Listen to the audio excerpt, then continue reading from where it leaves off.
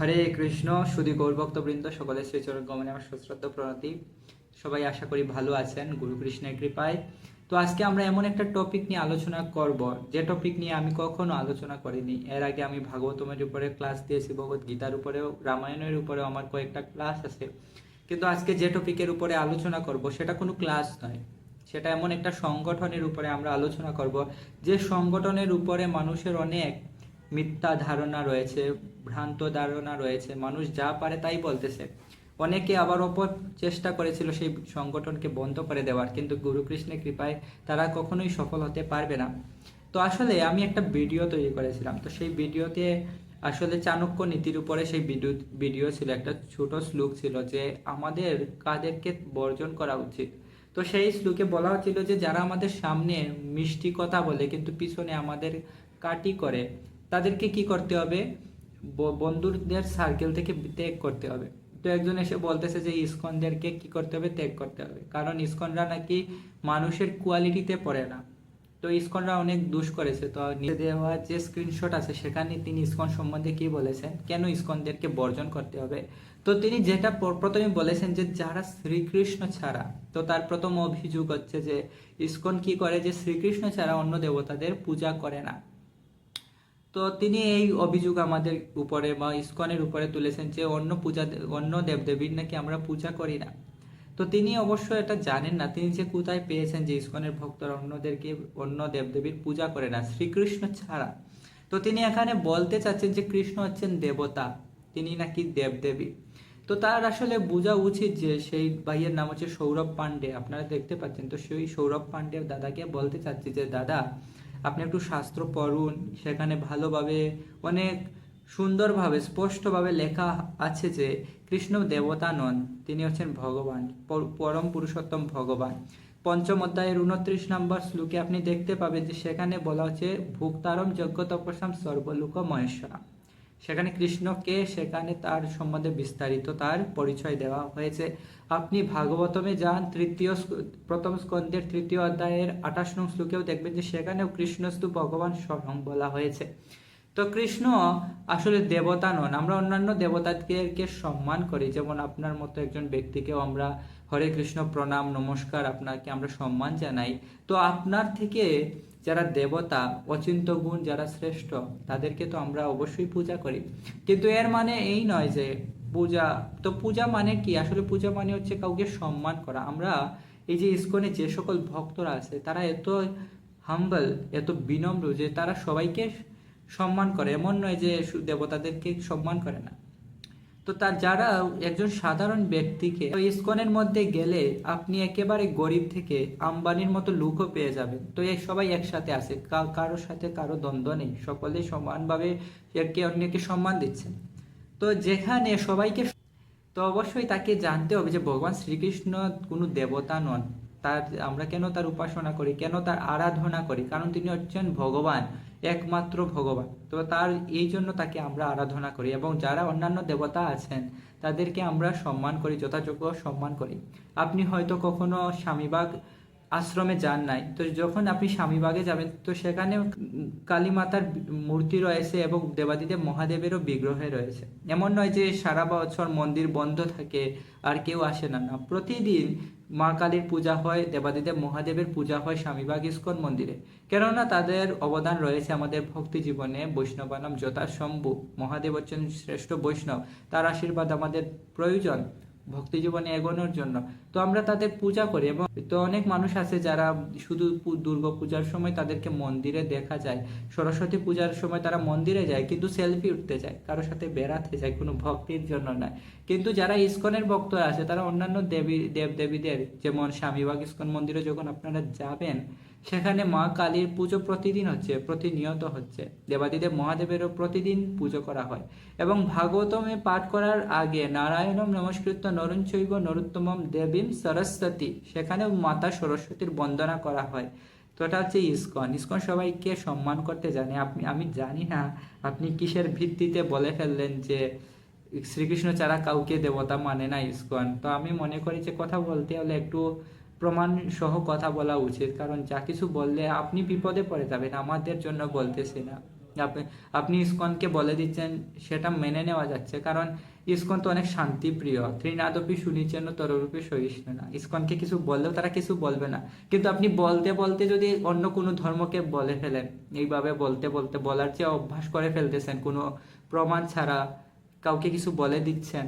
কিন্তু অন্য ধর্ম আছে, এমন ধর্মও আছে যাদেরকে আপনি প্রমাণ সহ কিছু বললে আপনার বাড়িঘর ভেঙে দেবে। তো আপনাকে অনুরোধ করব যে প্রমাণ ছাড়া কিছু বলতে যাবে না, বলার যে এই অভ্যাসটা, এটা বন্ধ করতে হবে। এটা আপনার ভালোর জন্যই বলতেছি। আর দ্বিতীয়ত, যারা মার হাতের রান্না খায় না, তিনি দ্বিতীয় অভিযোগ তুলেছেন যে এই সকল ব্যক্তিরা মায়ের হাতের রান্না খায় না, এদেরকে বর্জন করতে হবে। তো আমি আসলে বলেছিলাম কোন ধরনের ব্যক্তিদেরকে বন্ধু সার্কেল থেকে ত্যাগ করতে হবে। তো তিনি এখানে ইসকনকে বলতেছেন ত্যাগ করার জন্য। এবং ইসকনের দ্বিতীয় দোষ তিনি খুঁজে পেয়েছেন, মায়ের হাতে রান্না খায় না। তো মায়ের হাতে যদি রান্না না খায়, তাহলে তারা কি কাদের হাতে খায়? আমি কার হাতে রান্না খাই? তো আমরা নিজেরাও মায়ের হাতে রান্না খাই, কিন্তু যারা ইসকনের মন্দিরে কখনো যায় নাই, মনে করুন আপনি কোনোদিন চাঁদে যান নাই, তো চাঁদের মধ্যে কি রকম কি আছে আপনি কিছু জানেন না। তো আপনি বাড়িতে বসে বসে মনে মনে চিন্তা করলেন যে চাঁদে একটা বুড়ি আছে এবং সে চাঁদের সুতো তৈরি করে। তো সবাই আপনাকে বাহবা দেবে, ওয়াও ওয়ান্ডারফুল, আপনি অনেক জ্ঞানী ব্যক্তি। কিন্তু আপনি কোনোদিন চাঁদে যান না, কিন্তু এখানে আপনি পাগলের মতো বলতেছেন যে চাঁদে একটা বুড়ি আসে, সে চরকা কাটে, শুধু চরকা কাটে আর চাঁদে সুতো বানায়। সবাই আপনাকে হাততালি দিচ্ছে। কেন হাততালি দিচ্ছে? আপনি নিজেও পাগল, ওরাও পাগল। তো ইসকনে আপনি যাবেন একবার, ভগবানের কৃপায়, গুরু বৈষ্ণবদের কৃপাতে বাংলাদেশের সকল জেলাতে ইসকন মন্দির আছে। আপনার কোনো কষ্ট হবে না। ধারে কাছে কোনো মন্দিরে যাবেন, সেখানে গিয়ে দেখবেন যে কিভাবে পিতামাতাকে সম্মান করতে হয়। আমাদের ইসকন মন্দিরে আমরা শেখাই পিতামাতাকে কিভাবে সম্মান করতে হয়। তো আমেরিকান যারা ভক্ত ছিল শিল প্রভুপাদের, তাদের মধ্যে ছিলেন একজন গিরিরাজ মহারাজ। তিনি যে মুম্বাই মন্দির আছে সেই মন্দিরের দায়িত্বে ছিলেন, সেই মন্দির তিনি তৈরি করেছিলেন। তো সেই গিরিরাজ মহারাজের যিনি পিতা ছিলেন, তিনি যখন বিছানাতে পড়ে গেলেন এবং সেখানে মলমূত্র ত্যাগ করছিলেন, তো তার পুত্র সন্ন্যাসী গিরিরাজ মহারাজ তিনি নিজে সেই সকল মলমূত্র পরিষ্কার করছিলেন এবং তার পিতার যত্ন করছিলেন। তো তিনি অবাক হয়ে গেলেন যে আমেরিকাতে তো এরকম হয় না, আমেরিকাতে তো পিতাদের মাতাকে বৃদ্ধাশ্রমে পাঠিয়ে দেওয়া হয়, কিন্তু তুমি এইভাবে আমাকে সেবা করতেছ। তো তিনি বিস্মিত হয়ে গেলেন। তো এটা হচ্ছে মন গড়া। আমি জানি না যে তিনি কিসের ভিত্তিতে বলে ফেললেন যে পিতামাতার হাতে ইসকনরা খায় না। কোনো প্রমাণ তো তিনি দাঁড় করাতে পারলেন না। তো উইথাউট প্রমাণ, উইথাউট এনি এভিডেন্স, এটা বলা আসলে ঠিক নয়। আমি যেটা আগেও বলেছি, যেটা আপনার জন্য বিপদে পড়ে যাবেন, কারণ ইসকনের এমন কোনো দশা নেই। আজকে পৃথিবীতে এত বৃদ্ধাশ্রম, আর ইসকনের লক্ষ লক্ষ ভক্তরা, তো লক্ষ লক্ষ ভক্তদের লক্ষ লক্ষ পিতামাতা, তো কাউকে বৃদ্ধাশ্রমে যেতে হয় না, কাউকে বাড়ি থেকে পালিয়ে যেতে হয় না, কান্না করতে হয় না যে আমার ছেলে আমাকে খেতে দেয় না, পড়তে দেয় না। হতে পারে ব্রহ্মচারী হয়ে গেছে, কিন্তু এর মানে এই নয় যে পিতামাতার জন্য কোনো তাদের কর্তব্য নেই। ব্রহ্মচারী হওয়ার পরেও ব্রহ্মচারীরা যেভাবে পিতামাতার প্রতি কর্তব্য পালন করে, আপনি গৃহস্থ হয়েও পারবেন না। আজকে যত বড় বড় মানুষ, ইঞ্জিনিয়ার, ডাক্তার, তাদের পিতামাতাকে আমরা পত্র পত্রিকা খুললেই দেখি যে তারা বাইরেতে সাফারিং করতেছে, ছেলে তাকে ঘরে নিচ্ছে না, ছেলে আলাদা থাকে, পিতামাতাকে রেখে আমেরিকা চলে গেছে, ফোন করতেছে না, মাতা পিতা ছেলের সাথে একবার কথা বলার জন্য আকুল হয়ে বসে রয়েছে, অপেক্ষা করছে, কিন্তু ছেলে ব্যস্ত। কিন্তু এরকম আপনি পাবেন না ইসকনের মধ্যে, পাবেন না। কিন্তু আপনি without any proof, any evidence আপনি বলে ফেললেন যে ইসকন না মায়ের হাতে খায় না। তারপরে তিনি দ্বিতীয় অভিযোগ করতেছেন যে যারা সনাতন ধর্মের বিকৃত করে প্রচার করে। তো আমাদের সনাতন ধর্মের আমরা কি বিকৃত করেছি? তো কিছুদিন আগে আমি দেখলাম যে কিছু নৃত্যশিল্পী মা কালী এবং দেবাদিদেব মহাদেবের বিকৃত নৃত্য উপস্থাপনা করছেন। তো সেটা নিয়ে আপনার কোনো অভিযোগ নেই, সেটা নিয়ে আপনার কোনো কনসার্ন নেই, কিন্তু আমরা নাকি ইসকনের ভক্তরা নাকি সনাতন ধর্মের বিকৃতি করছে। তো সনাতন ধর্মের বিকৃতি কোনটা ভাই? হরে কৃষ্ণ মহামন্ত্র, যেটা শাস্ত্রে বলা হয়েছে, হরের নাম হরের নাম হরের নামইব কেবলম কলৌ নাস্তব্য গতিরন্যতা। তো সেই মহামন্ত্র জপ করা কি অপরাধ? ভগবত গীতা, যেটা ভগবান বলেছেন, সেই ভগবত গীতা পাঠ করা কি সনাতন ধর্মের বিকৃতি? কোনো জীবকে সম্মান করা, জীব হত্যা না করা, সেটা কি সনাতন ধর্মের বিকৃতি? অন্যের স্ত্রীকে পরদারেষু মাতৃবৎ, মায়ের মতো সম্মান করা, সেটা কি সনাতন ধর্মের বিকৃতি? তো আপনি আসলে সনাতন ধর্মের বিকৃতি বলে কি বোঝাতে চাচ্ছেন যদি একটু প্রমাণ সহ বলে দেন পরবর্তীতে, সেটা খুবই খুবই আমাদের জন্য লাভজনক হয়, কারণ আমরা নিজেদেরকে সংশোধন করতে পারবো। কারণ আমরা তো জানি না আমরা এত খারাপ, তো আমরা আসলে নিজেদের সংশোধন করতে চাই। এভাবে আপনি আমাদেরকে আরো তুলে ধরতে পারেন যে আমরা কতটুকু খারাপ, আমরা আর কি কি করি, সনাতন ধর্মের আর কি কি বিকৃতি করি, সেটা আপনি তুলে ধরতে পারেন, আমরা সেটা গ্রহণ করার চেষ্টা করব। তারপরে আপনি যেটা বলেছেন যে চতুর্থ অভিযোগ হচ্ছে যে যারা ভণ্ড তিলককারী, তো এই যে তিলক দেখতেছেন এটা হচ্ছে গোপী তিলক, এটা হচ্ছে মহাদেবের প্রতি, একটা হচ্ছে ব্রহ্মার মাঝখানে হচ্ছে বিষ্ণু মন্দির। তো এটা বিষ্ণু মন্দিরের তিলক, এটা শাস্ত্রে আপনারা পেয়ে যাবেন, স্কন্দ পুরাণেও পেয়ে যাবেন। তো আমি জানি না আপনি এটা কি ভিত্তিতে ভণ্ড তিলক বলে ফেললেন। তারপরে যারা ভগবান শ্রীকৃষ্ণের তিলকও দেখবেন, সেখানে অবশ্য ভগবান তুলসী পাতা ধারণ করে না, সেটা অন্য কথা, কিন্তু আপনি জানি না কিসের ভিত্তিতে আপনি তো ভণ্ড তিলককারী বললেন। আর আমরা যদি ভণ্ড তিলককারী হই, তা আপনার তো কোনো সমস্যা হওয়ার কথা নয়। আর এটা যে ভণ্ড তার তো প্রমাণও নেই, আর এটা শাস্ত্রেও রয়েছে এই তিলক করা, চৈতন্য মহাপ্রভু তিলক করেছেন, কিন্তু আপনি বলে ফেললেন শুধু এই হিংসা থেকে। বাচ্চা ভাই, আপনার ইসকন আপনার কি সমস্যা করেছে? ইসকন কি আপনার বাড়িতে গিয়ে আপনার বাড়িতে আগুন দিয়ে দিয়েছে, জ্বালিয়ে দিয়েছে? আপনার বাড়ি থেকে কি কাউকে তুলে নিয়ে গেছে? না তো। তাহলে এত সমস্যা কি ইসকনের প্রতি? কেন ইসকন শুধু সনাতন ধর্মের প্রচার করে? যেমন প্রহ্লাদ মহারাজ, তার কোনো দোষ ছিল না, সে নিষ্পাপ ছিল, সে 5 বছরের বালক, আর কার কি ক্ষতি ক্ষতি করতে পারতো, কিন্তু তার পিতার তা সহ্য হয়নি। কেন হয়নি আপনারা জানেন? হিরণ্যকশিপু কেন সহ্য করতে পারেনি সেটা আমরা জানি, কারণ হিরণ্যকশিপু ছিল অসুর। তাহলে কি আমরা ধরে নেব যে আপনি অসুর হয়ে গেছেন, আর ইসকনের ভক্তরা আপনাকে কোনো ক্ষতি করছে না, কিন্তু আপনি সহ্য করতে পারতেছেন না? তাহলে কি আমরা ধরে নেব যে আপনি হিরণ্যকশিপুর রক্ত আপনার শরীরে বইছে? এটা ধরতেছি না। আপনি আসলে প্রমাণ দিন আমাদেরকে, আমরা নিজেদেরকে সংশোধন করতে চাই। তারপরে আপনি বলতেছেন যে যারা ধর্মের নামে লাফালাফি করে, তো আমরা ধর্মের নামে লাফালাফি যে কোথায় করেছি সেটা আমাদেরও জানা দরকার। আমরাও খুবই আগ্রহ করে জানতে চাই যে ধর্মের নামে লাফালাফি আর এটা কিভাবে করতে হয়। এটা কি দুর্গাপূজাতে গিয়ে ডিজে গানের সাথে নাচানাচি করতে হয়? এটা কি লাফালাফি? তো আমি আজ পর্যন্ত কাউকে দেখি নাই যে ইসকনে কোনো ভক্ত গিয়ে দুর্গা পুজোতে গিয়ে ডিজে গানে নাচানাচি করতেছে। কিছুদিন আগে দেখলাম সরস্বতী পূজাতে কয়েকজন মাতাজি, তারা কি করেছে, তারা অত্যধিক মদ্যপান করার জন্য হঠাৎ মারা গেছে। তো আমি দেখি নাই কোনো ইসকনের ভক্তকে এইভাবে অত্যধিক মদ্যপান করতে সরস্বতী পূজাতে গিয়ে, যেখানে মা সরস্বতী আমাদেরকে বিদ্যা দেওয়ার জন্য আসতেছেন। তার কাছ থেকে আমরা কি নিচ্ছি? মা সরস্বতী বিদ্যা দিবেন, আমাদেরকে পবিত্রতা দিবেন, আর আমরা মদ্যপান করে দেহত্যাগ করতেছি।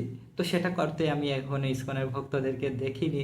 তো যদি আপনারা দেখে থাকেন তো আমাকে জানাবেন দয়া করে, কারণ আমি জানতে চাই যে, আমি জানতে চাই, আমি নিজেকে সংশোধন করতে চাই যে আমি লাফালাফি করতে চাই না। আসলে লাফালাফি করলে অনেক কষ্ট হয়, তো আমি আসলে লাফালাফি করতে চাই না।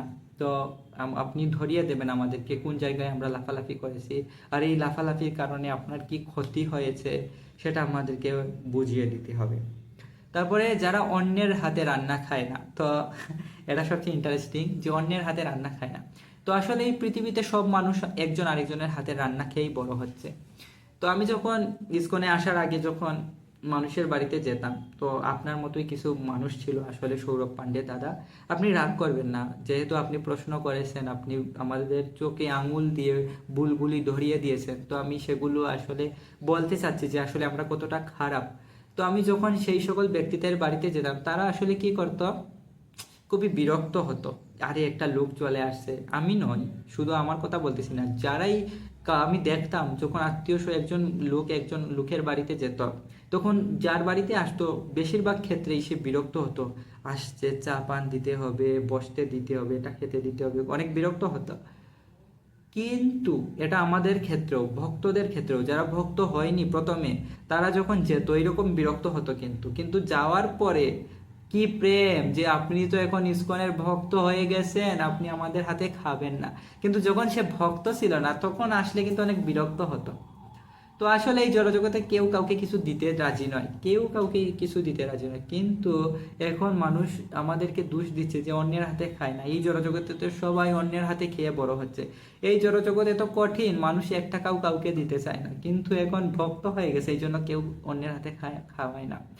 তো যদি কেউ খাওয়ানোর এতই ইচ্ছা থাকে, সত্যি কথা, যদি কেউ আপনাকে ভালোভাবে খাওয়াতে চায়, আপনি যদি আমাকে সত্যিই খাওয়াতে চান, অন্যের হাতে খায় না তো ইসকনের লোক, যদি আপনাকে, আপনার যদি মনে অভিলাষ হয় যে আমি আপনাকে খাওয়াতে চাই, তো আমি খাবো আপনার হাতে, সমস্যা নেই। কিন্তু খাবো, আপনাকে একটা কাজ করতে হবে, আপনাকে ষোলমালা জপ করতে হবে, আপনাকে প্রতিদিন মঙ্গল আরতি করতে হবে, 3টায় উঠে 4:30টায় মঙ্গল আরতি করতে হবে, একাদশী রাখতে হবে। যদি আপনি, এবং 4টা রেগুলেটিভ প্রিন্সিপাল আপনাকে মানতে হবে। একটা হচ্ছে অবৈধ সঙ্গ ত্যাগ করতে হবে, আমিষ আহার বর্জন করতে হবে, দুধ বা জুয়া খেলা বন্ধ করতে হবে, এবং আসব পান যদি করে থাকেন বা মদ পান যদি করে থাকেন আপনি, তাহলে সেগুলো বন্ধ করে দেন। আমি কথা দিচ্ছি, আমি নই, ইসকনের বড় বড় যারা ব্রহ্মচারী আছে তারাও আপনার হাতে প্রসাদ পাবে, আপনার হাতের খাবার খাবে। কিন্তু মনে করুন আপনি এগুলো পালন করতে পারবেন না, আপনি হচ্ছেন চোর। মনে করেন একটা চোর বলবে যে বাংলাদেশের মানুষ, আমাকে কেউ নিরাপত্তা দেয় না, আমাকে পুলিশ দেখলেই আমাকে জেলে ঢুকিয়ে দেয়। তো তুমি হচ্ছে চোর, তোমাকে তো জেলে থাকতে হবে। যদি তুমি বাইরে থাকো তাহলে তো মানুষের ক্ষতি করবে। তো যে সকল মানুষের চেতনা এরকম অশুদ্ধ, মানে শুদ্ধ হয় না, এত পিউরিফিকেশন নেই, তো সেই সকল মানুষের হাতে যদি আমরা রান্না খাই, ভগবানের কৃপাতে আমরা রান্না করতে পারি, তাদের হাতে যদি একদিনের জন্য, সে শুধু একদিনের জন্যই খাওয়াবে আপনাকে, সারা জীবন সে আপনাকে খাওয়াবে না। তো একদিনের জন্য খেয়ে আমরা কেন আমাদের জীবনকে বিপদগামী করব? আর যদি এতই খাওয়ানোর ইচ্ছা থাকে, আপনি যদি সাধুদের সেবা করতে চান, আপনার মনে যদি সেই সাধু ভক্তি থাকে, গুরু ভক্তি থাকে, কৃষ্ণের প্রতি প্রেম থাকে, তাহলে আমি যে কাজগুলো বললাম সেগুলো করুন। আপনার হাতে যে কোনো ভক্ত প্রসাদ গ্রহণ করবে, কোনো সমস্যা নেই। তারপরে আপনারা বলেছেন যে যারা অহংকারী, হে আমরা অহংকারী, তো অহংকারের কি করলাম আমরা তো জানি না।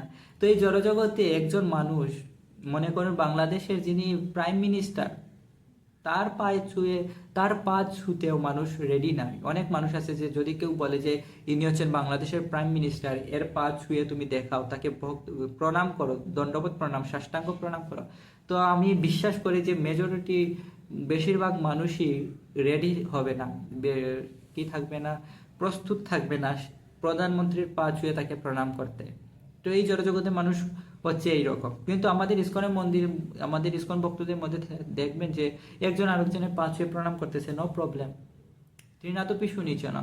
একজন আরেকজনকে দণ্ডবোধ প্রণাম করতে, হরে প্রভু আপনি এত বিনম্র, আপনি এত সুন্দরভাবে ভোজন করেন, কত সুন্দর জব করেন। তো একমাত্র ইসকনেই দেখবেন যে একজন আরেকজনের প্রশংসা করতেছে, কিন্তু আপনি জড়জগতে দেখবেন না। আমি যখন জড়জগতে ছিলাম, তো আমি যখন পরীক্ষাতে বেশি নাম্বার পেতাম, আমার বন্ধুরা জ্বলতো আমার উপরে, আরে এ কিভাবে পড়াশোনা করে না কিন্তু বেশি রেজাল্ট পেয়ে গেছে, মার্ক পেয়ে গেছে, আমার সাথে কথাই বলতো না। কিন্তু ইসকনে এরকম নয়, কেউ যদি ভালো করে, কেউ যদি এখানে ভালো করে, তাহলে তাকে আরো উৎসাহ দেওয়া হয়। তো আমরা আসলে অহংকারী, আমাদেরকে ক্ষমা করে দেবেন। কিন্তু আমি জানি না যে আসলে আমাদের কি অপরাধ।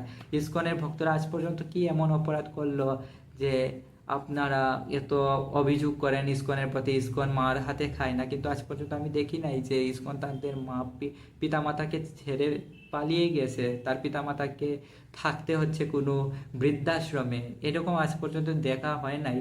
আর অন্যের হাতে রান্না খায় না। আমরা কি ভগবানকে আমাদের জন্য নিজে রান্না করে যান? অবশ্যই ভগবান সবকিছু করতেছেন, কিন্তু আমরা অন্যের হাতে খাই, এটা নয় যে আমরা অন্যের হাতে খাই না, কিন্তু তাকে এই যে আপনাকে কন্ডিশনগুলো দিলাম সেগুলো পালন করতে হয়।